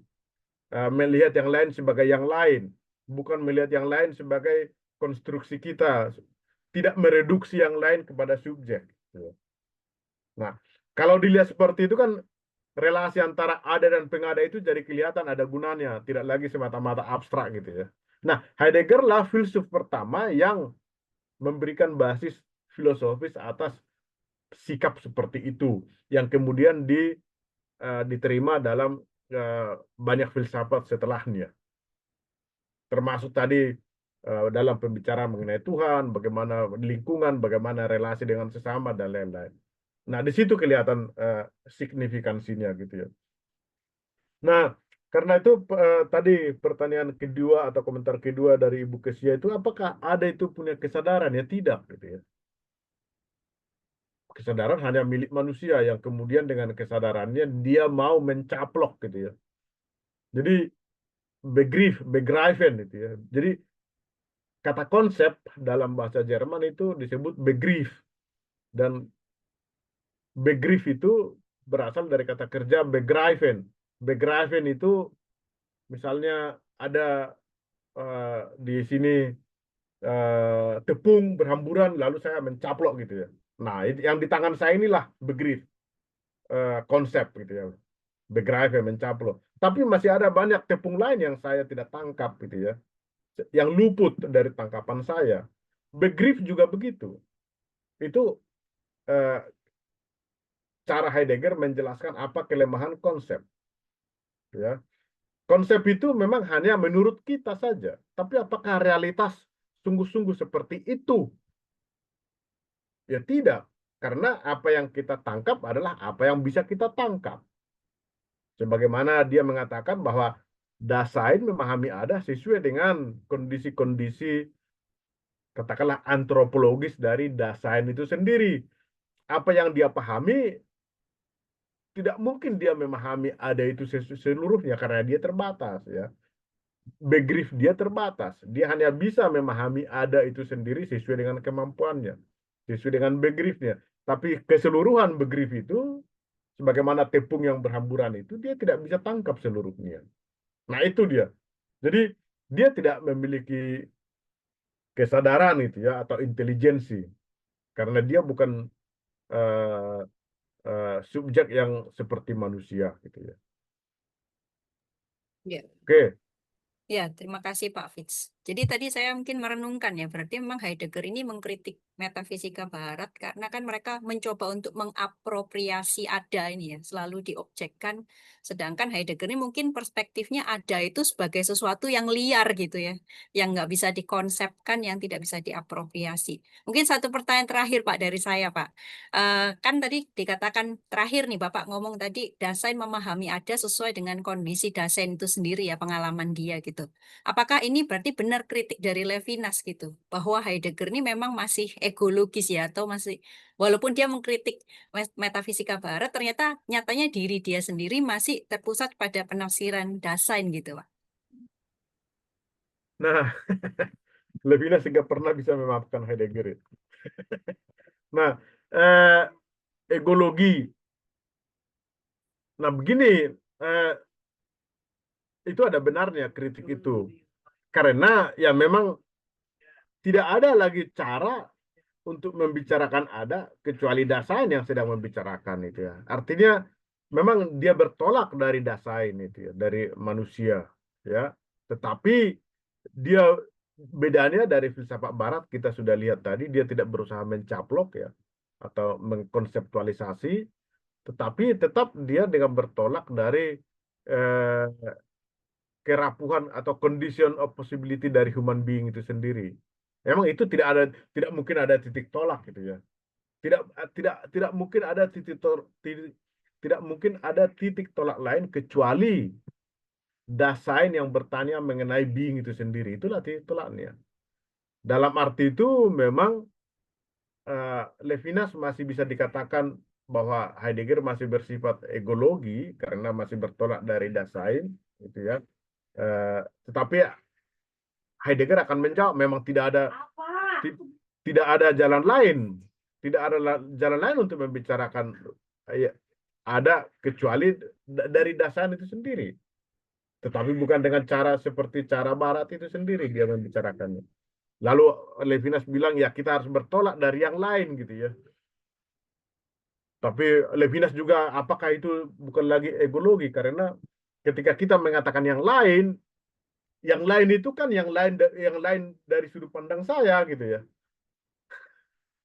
Jadi yang lain itu juga ketika saya menyebut yang lain sebagai yang lain itu kan dengan mengandaikan yang lain titik tolak saya karena justru saya titik tolaknya maka saya milik yang lain sebagai yang lain. Levinas juga mungkin jatuh pada egologi juga dengan konsep yang lain itu sendiri ketika karena yang lain hanya bisa masuk akal atau meaningful ketika mengandaikan adanya saya. Yang lain itu adalah yang lain dari saya gitu loh. Jadi di situ tetap tersembunyi egologi juga. Baik, terima kasih Pak. Apakah ada lagi yang mau bertanya mumpung Pak Fitz ini masih available mungkin untuk satu penanya terakhir, lalu kita berikan pada Pak Fitz lagi ya untuk memberikan mungkin closing remarks ya. Tapi tampaknya sudah pada ngantuk nih Pak ya. Sudah tidak ada pertanyaan lagi. Sudah menjadi agak lain ya. Oh Itu ini masih ada ada lagi Andri Pak. ini. Andri ya Andri silakan. ini masih agak Sebentar lain saya. ini. Oh sudah ya, oke. Baik, terima kasih Pak Fitz. Mohon maaf, ingin bertanya terakhir terkait dengan tadi yang sifatnya bahwa berangkat dari Dasein, namun dengan upaya menjadikan sebagai subjek begitu ya, bukan sebagai objek. Saya ingin bertanya terkait dengan care itu, dengan kepedulian ya. Saya pernah berpikir apakah mungkin kita bisa menghadirkan kepedulian murni kepada pengada-pengada itu. Sementara biasanya kalau kita peduli pada sesuatu itu terkait dengan concern kita, latar belakang kita, pendidikan kita begitu. Tidak pernah akan sulit kita peduli kepada sesuatu yang sama sekali tidak ada hubungannya dengan diri kita begitu.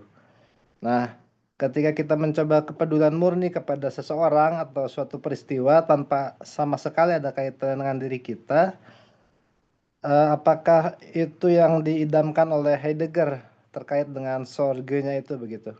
Dan bagaimana itu bisa dioperasionalkan begitu? Terima kasih, Pak Fitz. Oke, saya bisa jawab segera ini karena Heidegger kurang lebih memberikan jawaban yang relatif jelas mengenai hal ini. Jadi kepedulian murni itu tentu agak sulit dipahami, tetapi begini kira-kira Mas Heidegger begini, sorge itu atau care itu ya.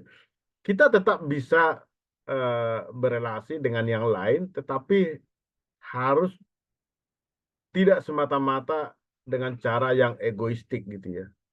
Misalnya, karena sebagai Dasein kita tetap membutuhkan yang lain, mit Dasein gitu ya. Kita tetap berelasi dengan mereka, dengan lingkungan segala macam. Tetapi kita tidak bisa memperlakukan yang lain semata-mata demi kepentingan kita atau mereduksi yang lain untuk kepentingan kita. Atau menundukkan yang lain untuk kepentingan kita, mengobjektifikasi yang lain. Nah, karena itu dalam hubungannya dengan teknologi, Heidegger itu mengkritik misalnya eksploitasi tambang gitu ya, eksploitasi alam itu dikritik. Karena itu sungguh-sungguh memperlakukan alam itu semata-mata demi kepentingan kita gitu. Di situ kritik dia. Tidak lagi melihat alam sebagai alam, tapi alam dilihat sebagai semata-mata sebagai objek. Dia mengatakan itu alam itu dilihat sebagai bestan, sebagai resources semata. Sebagai resources yang isinya bisa diambil demi kepentingan saya, subjek gitu ya. Jadi itu objektifikasi. Dia mengkritik itu, makanya dia sangat mengkritik bagaimana teknologi bekerja, ya. Karena itu sarana eksploitasi, ya. Dalam hal itu kita juga bisa melihat ya peradaban modern yang menganggap manusia sebagai human resources gitu ya, bahwa manusia itu sebagai resources, sebagai sumber, sebagai persediaan yang bisa dieksploitasi itu juga dikritik karena tidak lagi melihat manusia sebagai manusia gitu ya. Jadi ini sebenarnya filsafat yang mau sebenarnya bagus kalau dengan metode fenomenologi kita berelasi dengan yang lain dan membiarkan yang lain itu ada sebagai yang lain. Jadi kita filsafat Heidegger itu filsafat yang dalam berelasi dengan yang lain kita harus aktif sekaligus pasif gitu ya. Tapi pasif sekaligus aktif gitu. Jadi ibaratnya itu seperti pasien sebagai dokter dan pasien gitu ya. Dokter itu kan harus pasif gitu ya. Membiarkan pasien itu menampakkan dirinya, keluhan-keluhannya apa, gejala-gejalanya apa. Jadi di situ dia pasif dokter itu, tapi sebenarnya dia tidak sesungguhnya pasif karena dia membantu pasien itu menampakkan dirinya. Ya, gitulah relasi dengan alam gitu ya. Dan begitulah relasi dengan ada, membantu ada menampakkan dirinya melalui pengada. Jadi relasinya itu care, bukan mereduksi keseluruhan pengada demi kepentingan saya gitu. Fenomenologi justru bekerja dengan cara seperti itu, fenomenologi Heidegger ya. Karena itu dia mengatakan seperti lagunya The Beatles gitu ya, let it be gitu ya. Jadi biarkanlah dia ada gitu ya. Tapi bukan membiarkan bukan berarti masa bodoh. Tapi justru kita harus care, membantu agar yang lain bisa merealisasikan dirinya sesuai dengan keberlainannya. Tidak harus sama dengan saya, atau tidak harus sesuai dengan saya inginkan, tapi sesuai dengan yang dia inginkan gitu. Itu let it be-nya di situ, Gelassenheit itu. Itu yang sangat ditekankan oleh Heidegger mengenai bagaimana kita harus berelasi dengan yang lain, bagaimana kita harus berelasi dengan ada gitu. Ketika kita membiarkan pengada itu let it be, disitulah kemudian ya kita juga menggembalakan ada. Gitu, Pak Andri. Baik, terima kasih Pak Fitz. Alangkah Oke. indahnya itu kalau bisa terrealisasi di peradaban kita ya. Oh iya, itu sekarang kan gejala-gejala ya memang kesadaran akan hal itu ada walaupun tidak mudah ya bagaimana relasi dengan alam dengan sesama gitu ya. Kesadaran itu ada tetapi kepentingan-kepentingan kapitalistik, teknologis, ekonomistik itu lebih besar mengalahkan kepentingan untuk let it be terhadap yang lain gitu ya. Baik, terima kasih Pak Fitz. Baik. Ya, karena waktu ya sudah menunjukkan pukul 10, mungkin saya berikan kesempatan untuk Pak Fitz memberikan kalimat penutup mungkin sebelum kita tutup sesi kita.